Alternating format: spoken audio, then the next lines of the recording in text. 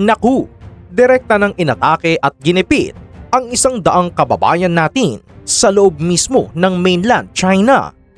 Imagine, nanganib ang buhay at kalayaan ng ating mga kababayan matapos silang pagdadakpin ng gobyerno ng China sa isang ganti na parang hostage taking.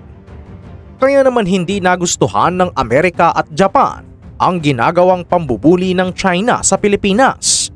Agad nilang pinaligiran ang West Philippine Sea ng mga barkong pandigma para tulungan at protektahan ang Pilipinas. Pero ano nga ba ang totoong dahilan kung bakit nagwala ng husto ang China?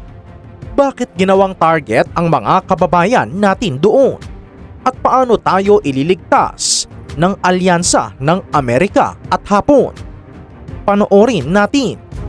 Mga kahistoryador, nagulat na lang ang buong mundo nang kumpirmahin ng Department of Foreign Affairs at ng pulisya sa Maynila na mahigit 100 Pilipino ang biglaang inaresto at hinuli ng mga otoridad sa China. Sabi ng Ministry of Foreign Affairs ng China, ginawa daw nila ito sa ilalim ng tinatawag nilang Special Operations laban sa mga dayuhang nagtatrabaho o naninirahan ng walang tamang papel. Sabi ng tagapagsalita ng China na si Guo Jiakun, civil at maayos naman daw ang pagtrato nila sa ating mga kababayan. Pero alam nyo ba mga kahistoryador, kung babasahin mo ang likod ng mga salita nila, makikita mo na hindi lang ito ordinaryong huli sa immigration. Iba ang pakiramdam dito. Nakakatakot.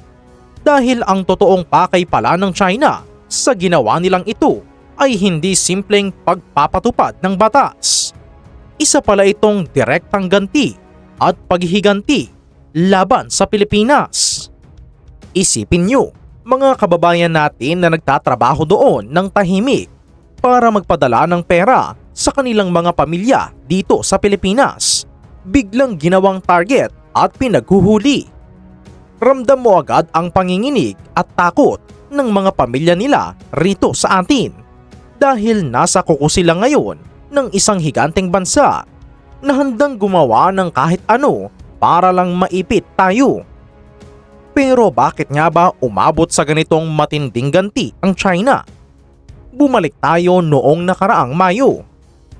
Alam nyo ba na naglunsad ng isang napakalaking raid ang ating mga otoridad kasama ang National Bureau of Investigation, Presidential Anti-Organized Crime Commission, Armed Forces of the Philippines at Philippine National Police doon sa isang malaking planta ng bakal, ang Sanjia Steel Corporation sa Tagaloan, Misamis Oriental. Sa ginawang raid na iyon, na-back ng legal na search warrant mula sa korte.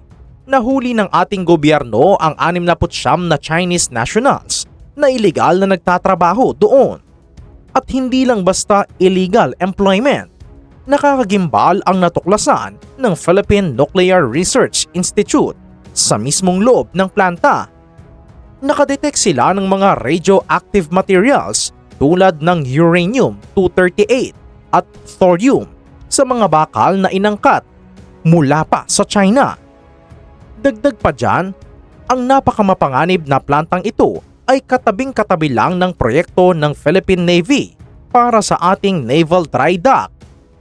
Isipin nyo kung gaano kadelikado yun para sa pambansang seguridad ng Pilipinas. Kaya naman nung hinuli natin ang 69 na inchik na iyon na dawit sa iligal na gawain at paglabag sa ating mga batas, nagalit ng husto ang Beijing. At dito na lumabas ang tunay na kulay ng kanilang diplomasya. Sa isang Senate hearing kamakailan lang, ibinunyag mismo ni PAOCC Executive Director Benjamin Acorda Jr. ang isang nakakagulat at nakakagalit na panggigipit ng China. Alam nyo ba na nagbanta pala ang gobyerno ng China sa Pilipinas na kung hindi natin papakawalan agad ang 69 na Chinese nationals na nahuli sa planta ng Misamis Oriental, manghuhuli rin sila ng mga manggagawang Pilipino sa loob ng China. Grabe, di ba? Isang malinaw at lantarang pagbabanta. Para nilang sinabi na ibigay nyo ang mga tao namin. Kung hindi, gagamitin naming hostage ang mga tao nyo dito. Dahil dito, mas lalong uminit ang sitwasyon at hindi ito pinalampas ng ating Defense Secretary na si Gilberto Gibo Teodoro. Sa isang napakatapang na pahayag, kinundina ng husto ni Secretary Teodoro ang ginawang pagpapadakip ng China sa mahigit 100 Pinoy. Sabi ni Gibo Teodoro, ang ginagawa ng China ay malinaw at direktang extortion at blackmail. Oo, mga kahistoryador, walang kagatlabi na sinabi ng ating defense chief na pangingikil at pambablackmail ang ginagawa ng China para lang takpan ang mga iligal na gawain ng kanilang mga mamamayan dito sa Pilipinas.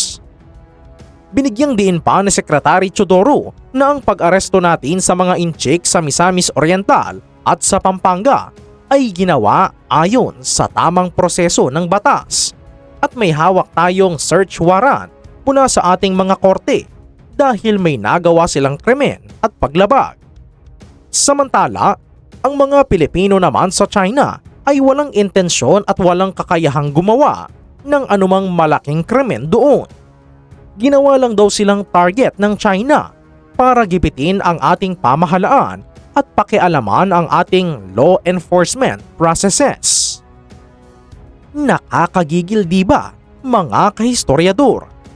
Nakikita natin kung paano ginagamit ng China ang kanilang kapangyarihan para panakutin at takutin ang isang mas maliit na bansa. Pero hindi lang yan. Dahil mas lalo pang tumitindi ang tensyon nang lumabas ang mga ulat mula sa mga foreign at local news sources na posibleng mas marami pang kababayan natin ang madamay. Mula sa ulat ng Chinese Commercial News na pag-alaman na posibleng isunod pa ng China na targetin at gibitin ang libu-libong Pilipinong nagtatrabaho sa Hong Kong at Macau. Nagsisimula pa lang daw ang kanilang mga countermeasure laban kay Secretary Teodoro at sa Administrasyong Marcos kung magpapatuloy ang ating pamahalaan sa pagpapatupad ng batas laban sa mga illegal na aktibidad ng mga Tsino sa ating bansa. Isipin nyo kung ano ang pwedeng mangyari sa ating mga OFW doon kung itutuloy ng China ang ganitong klase ng ganti. Isang napakalaking panganib ito sa buhay at pangkabuhayan ng ating mga kababayan na wala namang ibang ginagawa kundi ang magtrabaho ng patas. Samantala, habang dinidepensa natin ang ating mga kababayan at ang ating soberanya, hindi naman tayo pinapabayaan ng ating mga totoong kaibigan sa international community. Dito napapasok ang napakalaking tulong mula sa United States at Japan na nagpasiklab ng husto sa mga kaganapan sa West Philippine Sea. Dahil sa patuloy na agresyon at pambubuli ng China sa Pilipinas, nagkaisa at naglabas ng matinding galit at suporta ang US at Japan para sa ating bansa. Alam nyo ba, nakasabay ng panggigipit na ito ng China, naglunsad agad ng massive joint naval at maritime drills ang Pilipinas, United States at Japan sa West Philippine Sea. Nagpadala sila ng mga makabagong barkong pandigma, aircraft carriers at surveillance planes para iparamdam sa China na hindi nag-iisa ang Pilipinas. Ramdam na ramdam ang nginig ng China dahil sa kauna-unahang pagkakataon sa kasaysayan. Nakikita natin ang tinatawag na unprecedented collaboration o hindi pa napapantayang pagtutulungan ng US, Japan at Pilipinas sa ating karagatan. Kaya naman hindi lang sa pagsasanay sa militar nagtapos ang tulong ng ating mga kaalyado. Ayon sa pinakabagong pahayag ng US government, mas lalo pang pinabilis at pinalakas ang progreso ng Enhanced Defense Cooperation Agreement o EDCA sites sa Pilipinas. Ang layunin nito ay siguraduhing mabilis na makapagpapadala ng saklolo at depensa ang Amerika sakaling magkaroon ng totoong sagupaan o anumang sigalot sa rehiyon. Bukod pa dyan, Inanunsyo rin ng United States, Japan at Pilipinas ang opisyal na paglulunsad ng Luzon Economic Corridor Forum.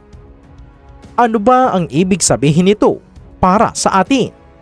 Ibig sabihin nito, bukod sa militar na depensa, bubuhos din ang bilyong-bilyong dolyar na pamumuhunan mula sa US at Japan para sa ating mga infrastruktura, riles ng tren, daungan at mga pasilidad sa Luzon.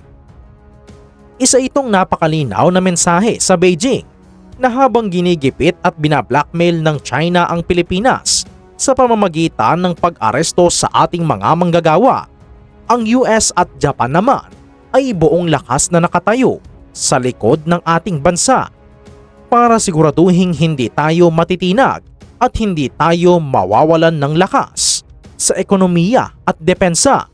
Sa tingin niyo ba ay tama ang ginagawa ng ating pamahalaan na manindigan laban sa pangingikil ng China? Sa akin lang, napakadelikado ng sitwasyon para sa ating mahigit 100 kababayan na pinaghuhuli doon, pati na rin sa libu-libong OFW sa Hong Kong at Macau. Bawat oras na lumilipas, ramdam natin ang matinding kaba at pag-aalala para sa kanilang kaligtasan. Pero kung papayag ang Pilipinas sa ganitong klase ng blackmail, ano na lang ang mangyayari sa ating bansa sa hinaharap? Kapag pinakawalan natin ang 69 na inchik na nahuling may dalang radioactive scrap metal at gumagawa ng iligal sa ating lupain dahil lang sa banta ng China, magiging sunod-sunuran na lang tayo magpakailanman.